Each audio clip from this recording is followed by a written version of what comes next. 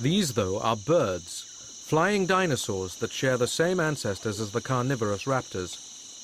Instead of scales, they have evolved feathers which cover their bodies and turn their arms into wings. At this time of year, they have eggs to protect, and the presence of the intruder sets off a chain reaction of aggression.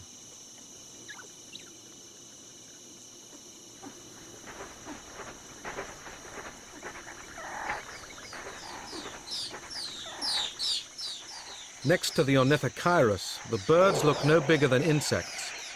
However, their tiny feathered wings are more resistant to damage than the skin membrane of the pterosaur, especially among the branches and twigs of dense forests. In the far future, the pterosaurs will surrender the skies to the birds.